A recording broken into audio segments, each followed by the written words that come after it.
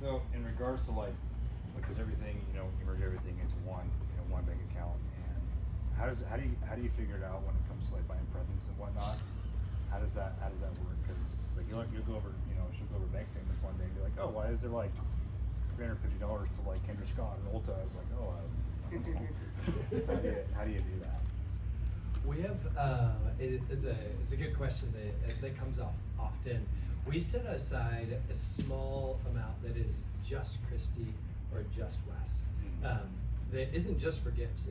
It's really nice to have a little portion that's like there's absolutely no accountability on, like it's just for your own whatever you feel like. Yeah. And there's also like sometimes that's been as small as $5, but we always try to keep that category open. So. Because you want something. You want something. You also can just, where there's a will, there's a way. You can use an ATM. You can call somebody else with an Amazon account and say, hey, I want to sell you X dollars because you could. I want to use that bank account. There's a litany of ways to keep a secret if it's out of love. Yeah. You just kind of get creative like that, and sometimes like one year for his birthday, I was like, we're taking a trip. And I was like, I'm not telling you where, and I'm not telling you what we're doing, but I'm spending this much money, so you'll see that. And we co-decided, because that's something you actually have to decide on together. Trip a is vacation, right? Yeah. I was like, hey, how do you feel about this, So sometimes if there are bigger things like that, it works like that, so. But it's powerful to be, because if you, we have what we call the fun funds. And that's kind of where we go out to eat and kind of the main discretionary decisions in a given month. If I pull a chunk out of that to give to her, it's not really a gift. If that makes sense. So you need to have this other pool that is like the West category that I can pull from, or else I just said it.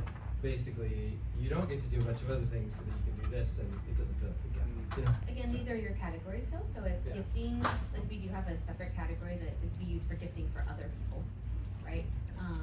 So these are your categories. You get creative with them, but that is how we have chosen to do it. And if he wants to surprise me, he'll usually just have someone else buy it and I'll send the money. So. Thank you. One of the it's notable to highlight the gifting category because some people it's really fun and delightful to give money.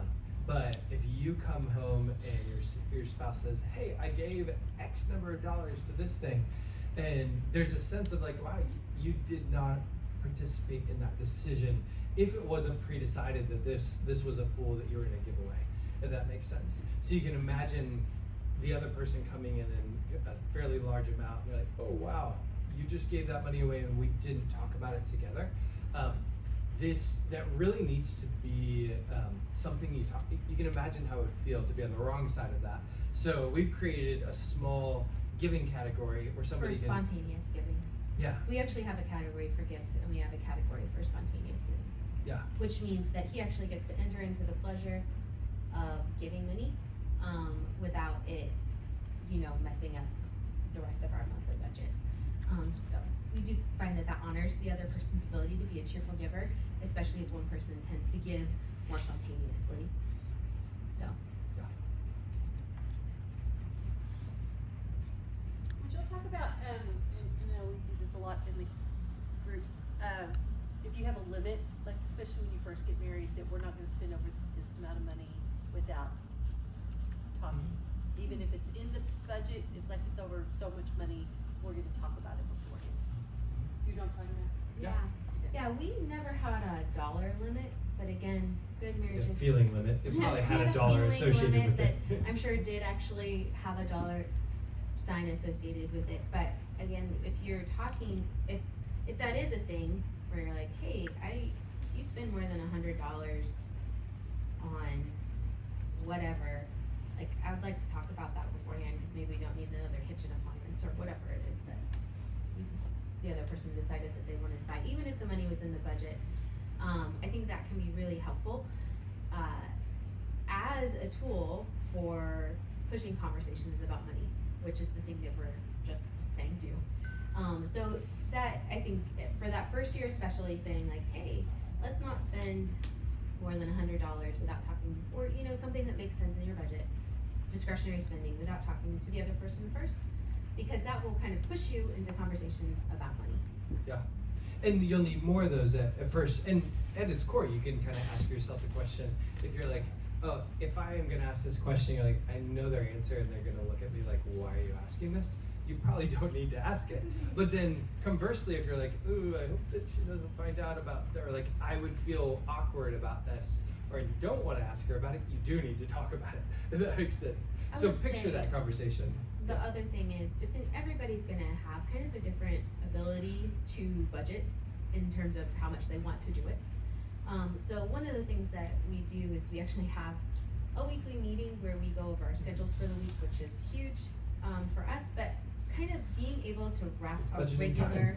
it's budgeting time, but in that we have a budgeting conversation. So like at the moment, we don't have a number that we talk over, but every week we are talking over the general state of how things are going. And so that's our time where we're saying, hey, what do you think about this? Or what do you think about that? Or do you want to do this? Do we have the money to do that? Or, you know, and so finding and actually budgeting your time to build in a time for those conversations is pretty key, because they will happen spontaneously. They're better if you plan for them.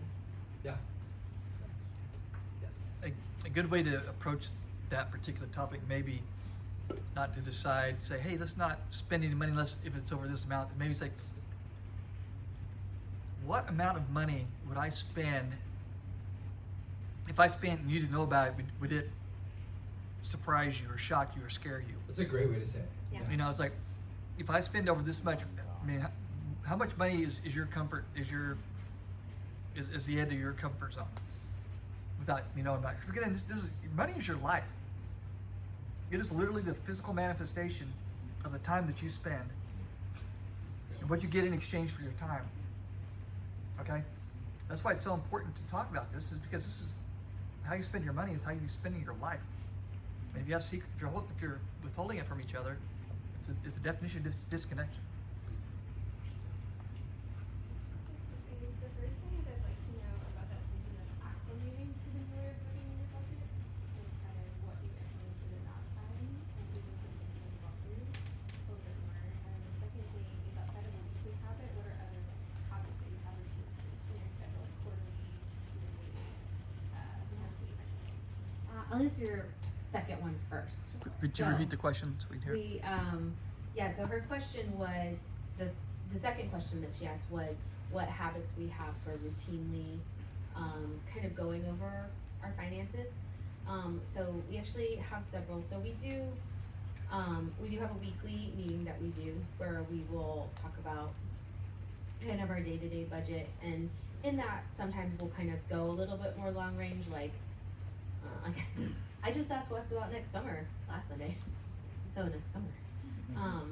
Right, so sometimes as we're planning our time out, we'll start talking about how that relates to the budget. The other ones are annually, this was so cool.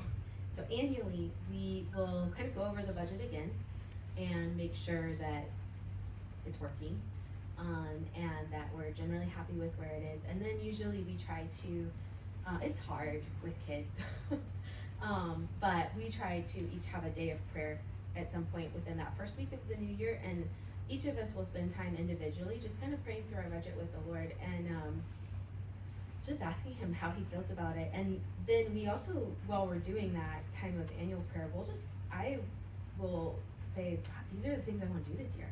And man, for like years, they were things that we did not have the money for. Where I was like, I would like to do this to our house. I would like to also take these 4 trips and do, these other things. And I would look at the budget and be like, I don't know how we're going to do that, but I'm going to submit that to you, Lord, as a thing that's on my heart, and I'm submitting to you where this is our budget, and you get to say what it is. And I think it was just a time where the Lord wanted to build my faith, because like Wes said, once you understand that the Lord really cares about the things that you really want, you start asking the right questions. But man, the Lord made every single one happen, where I was like, I don't know how we did all of that. But generally not with money. But not with money. Like John said, someone just calls and like, you want this couch? I mean, we didn't have that, but there were a lot of, we wanted to take a vacation. Someone was like, hey, do you want to come stay at our lodge? And we're like, yes. We do. Right, but I don't think that person would have called if I hadn't asked my father like 4 months before, I really want to go. I really want to do that. And there were 4 years, every year, I would kind of put those things out and we would pray about them together and Wes would be like, yeah, those are on my heart too. We wouldn't add them into the budget, we wouldn't try to make a way, we'd just be like, God, if you want this to happen, you will show us how that can happen. And then kind of to sidekick on that, we also, for a while, I guess we have not done great this year. Oh my God, just a lot of grace for us, right? Not done great this year. Usually we actually try to meet quarterly about our budget as well. And so weekly, we're just kind of checking in with each other. Quarterly, we're sitting down and saying, oh, man, our kids ate a lot. We are routinely spending more in our groceries than we should. Or than we have budgeted. Not than we should, actually, because this is how much food we need, but then we have budgeted. So I guess we change it, and that's where we'll have that kind of conversation is quarterly. So those are kind of the three that we do. We do an annual check-in where we're really talking with the Lord about our money, a quarterly review that we do together, and then a weekly check-in. And then your first question was basically how do you adjust to living on a budget? Yeah, like what was, I guess, like to have this fight? You Yeah. guys have seen change, but like what was the process of seeing that through? Or was it like did you have some through that process? Like what was that like for you guys? We really looked at what had we spent over the I think we were a month into marriage at that point. What had we, or a couple of months? Yeah. And said, okay, we've been spending this on going out to eat. That's probably a good place to, or maybe slightly below that, whatever it was. And then we just started watching, and then we tried to live within it to be like, okay, we're coming up on the cap for the fun fund. We need to be careful on, can we go out to eat today? No, we need to wait until 3 days from now when it's a new month, sort of thing. So we kind of just ask ourselves, how does that feel? So, we're like, oh, did you get to do the things you wanted to do with money this month? Yes? No? Why? Why not? So it was actually just a lot of having, we didn't have a mentor and we did just use Excel. It was kind of just a lot of intentional conversations of not being angry at each other, because at this point we had finally realized we're on the same team with this. So a lot of just saying, how did that feel? Like we said we wanted to spend this much money on going out to eat. Were we happy with that? Like, did we say no? A lot of times we wish we would have said yes. And then that also allowed us to just say like, oh, well, do we want to buy a house? And when would we want to buy a house? And it's much nicer to hold back on spending if you know that it is going to something. And so being on the same page with each other about all the money that we're saving, what are we doing with it? Like, are we planning for retirement generally? I mean, because we were 22. She's not particularly inspired I by was like, retirement. listen, I'm 22. I feel uninspired about saving for retirement. But then he's like, but would you like to buy a house? Yes, I would. So, kind of actually just having those conversations and really clarifying if we're saving, what are we saving towards, and what are those types of goals. But it was a lot of just checking in and seeing, did this feel right? And then adjusting from there until we were like, actually, we kind of got to a point within a couple months where it felt pretty good. And that's when that whole process feels like keeping commitments to each other though. And it's not like you're trapped in it. The whole point is the conversation. So if you're like, wow, we're 10 days from the end of the quarter, we really want to do these two go out to eat, and there's no way it fits in this month. Should we just chat with each other and say, okay, I think we're gonna pull from that long-term goal towards the house and pull it into this month. Do we want to do that? Yeah, we want to do it. Let's go. You achieve the communication you were looking for, right? So. Yeah. How do you keep, if you're trying to be more strict on your budget, how do you keep like fun in it if things cost money, or to do things other than, you can stay at home and play games, but sometimes you need to get out of your four walls to keep it exciting, or just spend that Actually, quality that's the time. fun wall, right? Yeah. Of the house that I've built. Yes. How do you cultivate that if you're trying to be very strict on your budget? This is where actually, like Wes was saying, we have found repeatedly in a lot of situations that a lack of money produces more creativity than you knew you had. So a lot of times when you've made a goal together and you're like, yeah, we are saving, like, we want this, then you just start being like, well, I heard that there was this thing, they were playing my live music over there, you wanna check it out, and maybe it's a dud. And you're like, well, that was a dud, right? Like, It'll be so good that when you get out of that season, you'll look back and be like, "Whoa, we were having more fun." it's true with your kids too. Yeah. You'll think, man, I wish they could do all those classes, and then you'll realize, wow, that was not as much fun as just sitting at home or going to the library and reading a book. So I would kind of lean into it, know that you're doing it for a reason, and then watch how creative you guys get. So, Thank you. When it comes to like phantom spending, it's kind of like just going off the rails, not maintaining those well. Like how do you, like what are some tools or like practical things that can get you back on track to, stay on track? Repeat the question too. yeah, so his question was on phantom spending, or where one person is kind of just continually, or both, are continually not staying in the budget that you guys have set. Is that true? That was your question? Yeah. It's gonna depend on the person. It's kind of funny, and this is like good and bad. It's kind of funny how private people are about their spending sometimes, right? And like some of that's for good reason. Some of it is that we're kind of weird about it. And it's not actually super healthy to be untransparent about your spending with people that you trust. So we'll say we actually do have a couple people that we trust very deeply, and we let them into all of our finances. We let them see our budget. We let them know what we're spending on what.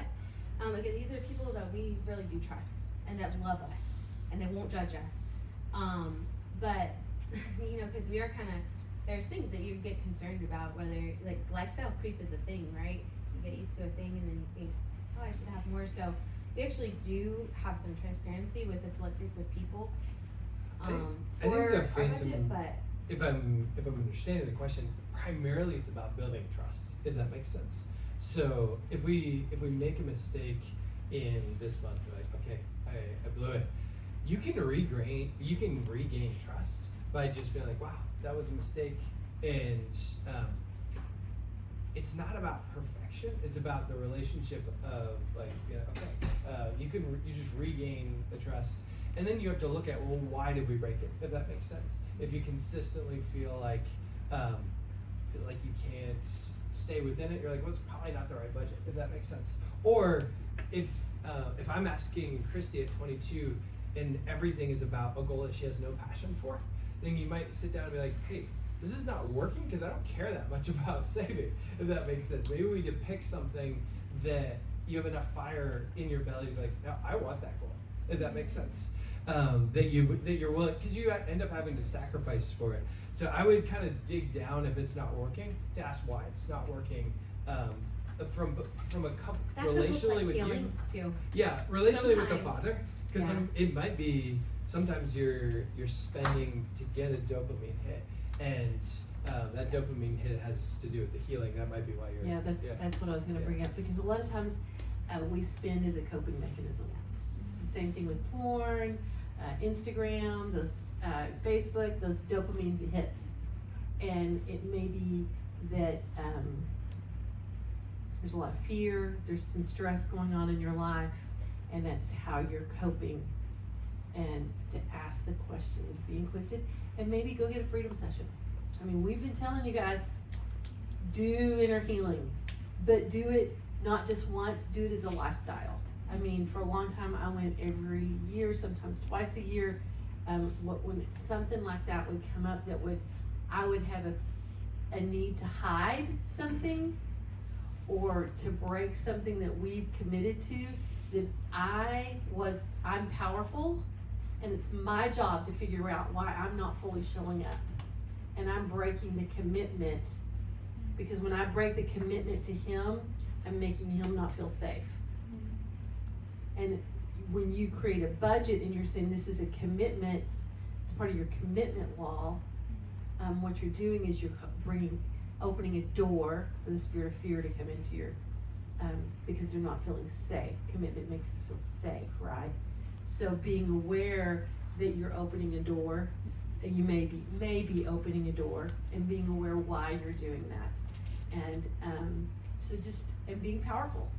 like finding out why am I doing this and what's going on inside of me that I can't do this, that I need to go out to eat or buy a Starbucks every time I walk by there, drive by it. You know, what, like she was talking about earlier, she was sad and it was dark up there and she needed sunlight. So that's a real Liquid thing. sunshine. Liquid sunshine. Yeah.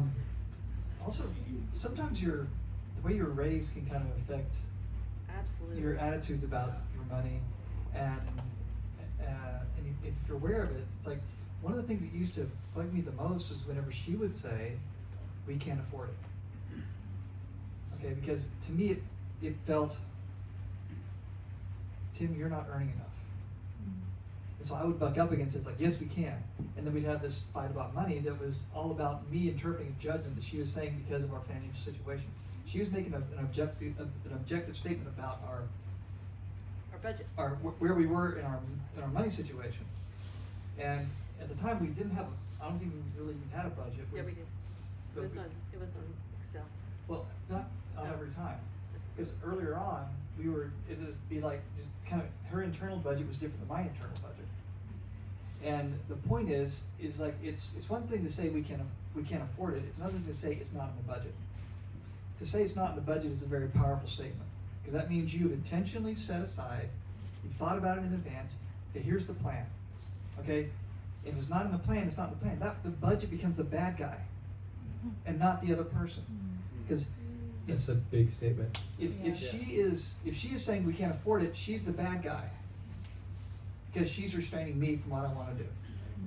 If I'm saying we can't afford it, I'm the bad guy.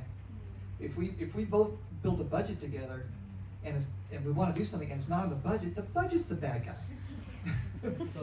Right? And so we say, okay, it's not, how important is this? And then we get to have a discussion. It's like, you know what? It's not in the budget, but here's how we can make it work. And that way that way you're not pitting yourselves against each other based on an emotional reaction to a judgment that you're interpreting the other person saying. Okay? Don't make yourselves the bad guy. Get a plan. It doesn't have to be perfect. It's super well said. If one of you feel like you're the brakes on the spending, does that make sense? You didn't co-create that, or Then- you need to move back. I love how you said that too. Yeah. What were you saying? Do y'all have a budgeting app or tools that you use to make a budget? Do y'all just use like a Google spreadsheet, or do y'all use an app, or? Used a spreadsheet for a lot of years. You need a budget, or YNAB.com is what we use now. Just because it ingests the credit cards statements that makes And it the faster. bank, and the bank statements, so it just makes it more efficient for us. Mint works as well. There's several good softwares that are all built Yeah, to. if you don't think you can keep up with the Excel, we like the Excel because it does force you to kind of reckon with every transaction, because you have to like manually input it. But if you're not gonna do it because it's too much work, use something that'll auto input it for you. Yeah. What's up? I have a quick statement and just a question. So the statement is, like, finances has been a very touchy topic in my childhood. I had parents that were gambling addicts, and we would get evicted like 6 times, and my other parent, when after we separated, never forgave me financial support, and so I always felt like money wasn't for me, and I till this day have been struggling with it. So I just want to say thank you, because for me, I literally was like, after I all the notes, I just feel so loved by God through clarity, through your insights. Like, I just want you to know that, because it's been something that I've been like, God, are you for me in finances? You know? And so I just want to honor and thank you for sharing. And then secondly, we run like this business, the creative agency together, and a lot of times it feels like almost the childhood traumas come up through business, and when things slow down in Q4, when everyone's busy with holidays, you're like, oh my gosh, Lord, like, are you for this? I'm gonna throw in the towel. I'm gonna, quit on my business. Am I doing something wrong? Am I wrong? And so I wanted to ask you, I don't know if you guys run a business together, and if you don't, if it's just you, how do you navigate through like the trauma or the fear in like business, and incentive of that as well, so maybe that was a mini question. I apologize. Oh, you just testimony. The Lord is good. That's so. I really appreciate that. I mean, in many ways, a house is like a business. So, like everything that we've talked about in terms of the heart battle of how we operate a home is one for one applies for how we operate businesses. Like that story about Psalm 23 was actually about running a business. I'm like, Lord, why won't this work? You know, and then finally realizing and opening up to my heart to those different questions. I don't know, I love the story of Proverbs 31 where this woman is running a home. And you can tell she's running a business actually. You know, she's buying a field. She's like, it's super clear that that woman is running a business in Proverbs 31. So I think biblically there's actually complete overlap in between like all these elements of crying out to the Lord and saying, hey, we should put food on the table, whether that's for salaries for your employees or food for your kids. It's a very similar heart battle. Which is wild because he kept getting Psalm 23 a few days ago for business, and I got Proverbs 31. And so here we go. Oh wow, that's awesome! I will say, one of the things that we do, because we are self-employed right now, and just practically, you know that there's going to be a slow season, float yourself ahead of time. So we have, we create a monthly budget even though our monthly income isn't always the same. And we, did that after looking at a lot of different things. And so we did that very mindfully, but what that means is we carry enough in our savings usually to float us through months where we won't actually get paid. And so if you're running a business and you know that profit is cyclical like that, just do the work of kind of looking back and seeing, well, when are my dry times? How much do we actually need, like, for our family, for our house every month? And then that's a place where you can work from. And then as you're finding an ebb and flow in income, it's just a way to kind of keeps us stable and not feeling kind of tossed about by where our income goes. So if that is helpful to part of your question. And then the Lord sent you on faith journeys anyway. So. Yeah, and then sometimes that doesn't work, and that's okay. Because he's still good. I don't know who was first. So. Yeah, I just wanted to gauge your thoughts on like what you think between maybe one account for the unit and two accounts, because we talked about gifts a little bit, but we just kind of want to get your perspective. We've heard multiple things. Are you talking about joint accounts? Like a or joint separate account, accounts? like what are your thoughts between like a joint account versus maybe a joint account with two separate accounts as well on top of that? I mean, I love the U.S. law actually has this beautiful representation of the two shall become one. It's called a joint tenant with right of survivorship. It's just like beautifully writing out the biblical, the two shall become one. I just absolutely love two becoming one, because functionally if you try to operate it in two individual accounts and then like merge it in a software, what you're trying to do is make the two one. So why not actually, if the reasons not to do it are about trying to control. Yeah, but still, like, any reason for like separating in my mind are around like control, if that makes sense. There can be good reasons to like this. You had this old account and there's some deposit coming into, like, there can be legitimate like administrative reasons, if that makes sense, where you're like, I want this account to be this budget area, this account to be this budget area, and one of them might have a single title and you haven't gone and made it joint, if that makes sense. But functionally, the heart issue is the two of you are becoming one.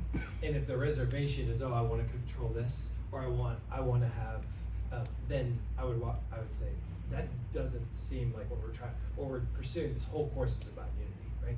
So. Yeah, we have found, just for us, we like to make our life simple. More accounts you have, it's a little bit more complicated. So we have only joint accounts. Again, it just gives us access if the other person isn't around or unavailable, not able to get into that account. But like Wes said, I would just be super honest with yourself and with the Lord and say, if I want my own account, why Why do I need that? And there could be a great, like Wes said, a practical reason for it, but I would also just caution you, like, keep your life simple. Don't make things harder than they have to be. And life's crazy. There's moments when somebody's like in a coma or something. You're like, oh, I can't access. If you don't have joint access, then you don't have access to her account. So there's kind of this logistical element of it's profoundly functional for family as well. So Yeah, and the main point there again is, do you want to have separate accounts just for, to track income and expenses, or do you want to have an account so that the other person can't see what you're spending on? You know what I'm saying? Because again, that's, if you're just worried about the gifts, there's ways around it. But if you're trying to hide your expenditures, that's something else. Or if you're trying to protect yourself. Or trying to protect yourself. Don't get married if you feel like you need to protect yourself, don't get married. Okay, someone else had a question over here? I was wondering how you guys financially prepared for marriage, like while you were dating or engaged, or how you would do it differently. Like what you would recommend doing now that you've like done all Yeah. these budgeting. One thing that we have found is helpful, because we didn't, hence that we had some troubles adjusting. We like merged our accounts and like, did all the like stuff, but for how to think and act as a unit, and with, mutual respect for each other, we didn't prepare well for that. But for this class, as you guys are kind of walking this journey, where your account should not be merged yet, right? But one thing that I think can be really helpful is actually still having some transparency and some budgeting conversations, even if you're maintaining completely separate budgets. Sitting down and saying, hey, here's my budget, do you wanna look at it?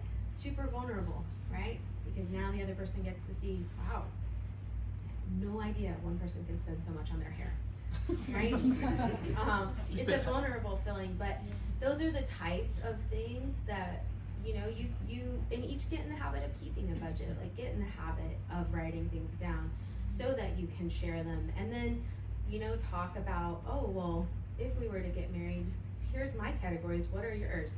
Is there anything that we would add if we were together? Kind of just having some of those conversations, even if you are just running two separate budgets.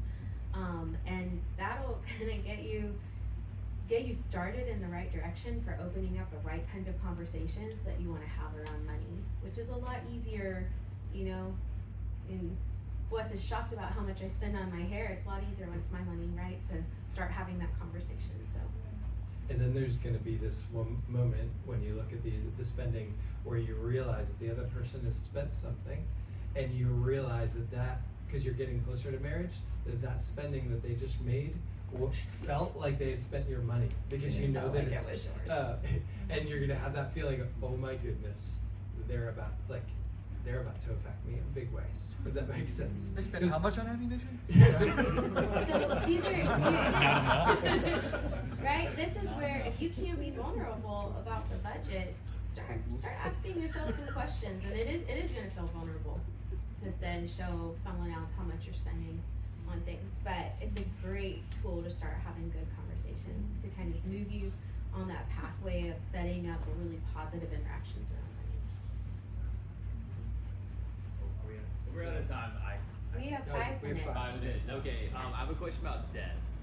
This is a conversation that my fiance and I have had of just like tackling some debt that we have of like, do we tackle the debt head on, or do we have money for savings, or I don't know if you guys have any advice for that, because we've talked about how y'all kind of talk about retirement and investing, and I'm sure that you guys have a lot of invested in, there's like compound interest, and it's like the earlier you get into investing, the better.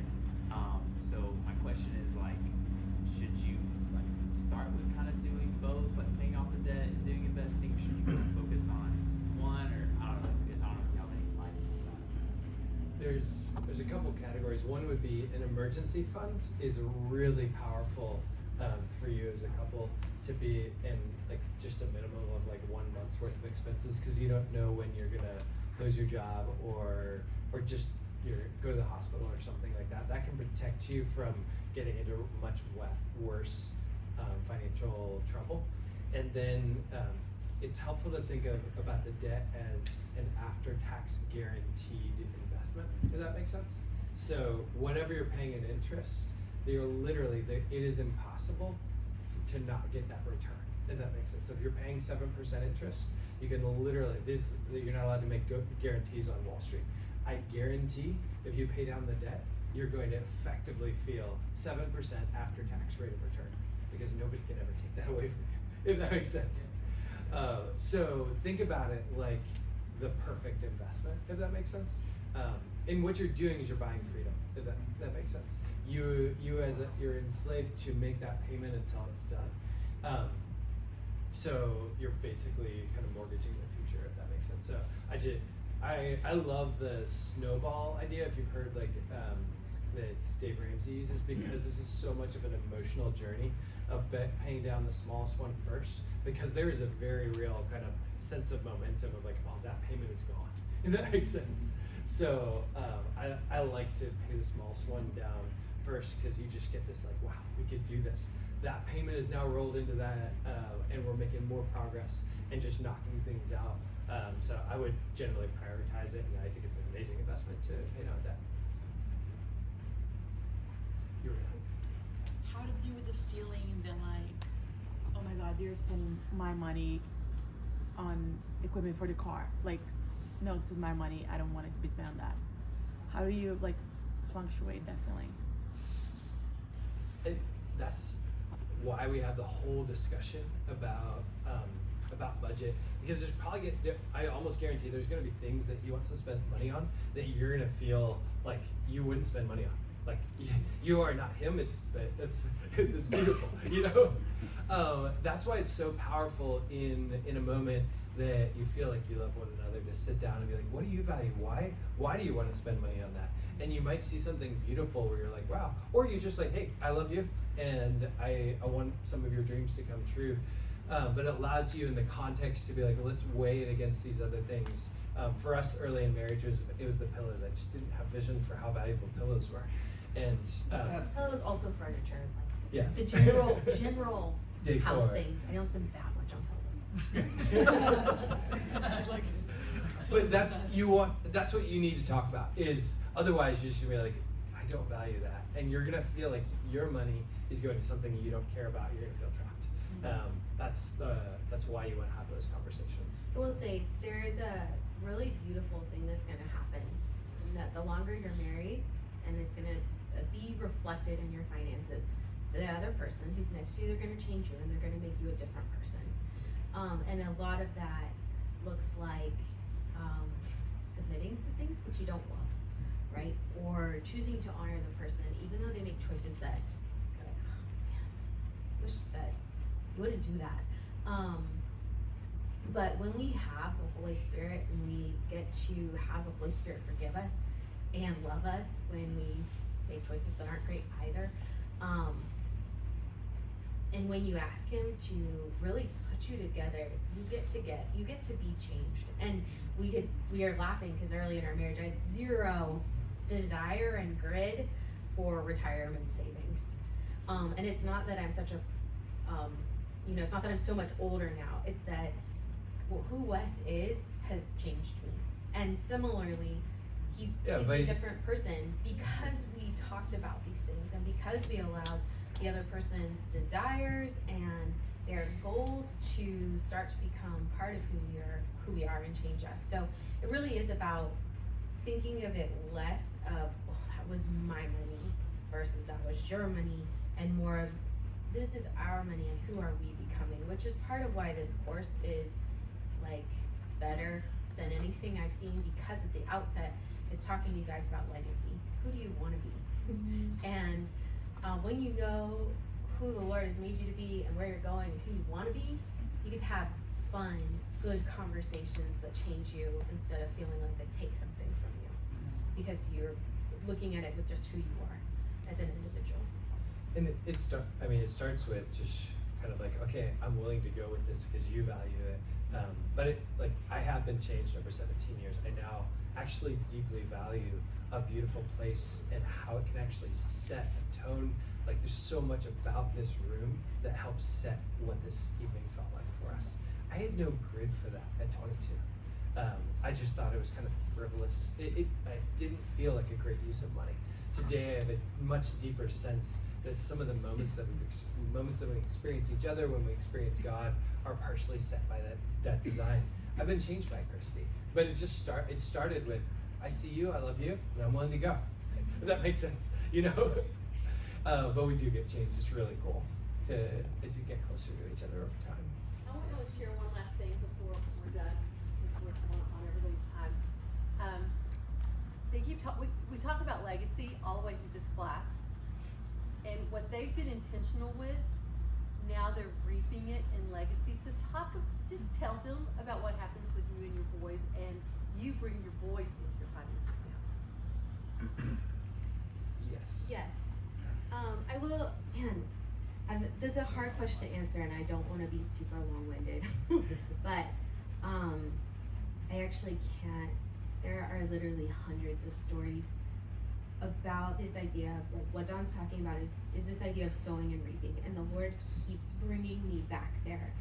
And you know, one of the things I love about it is he, you know, like Paul says, like, you plant the seeds, but God does the growing, right? Like, you can't force a plant to grow, but you can be intentional about planting the seeds and cultivating it, and God will grow it. And then once you're there, you get the harvest. And so the Lord keeps talking to me about this idea of sowing and reaping in so many different ways. And so I think with our kids, like we were sharing initially, like, our gratitude for our finances has affected them so that they are grateful for what we have, which is a really hard thing to, you can't make a kid be grateful for what they have. They're inherently not, really.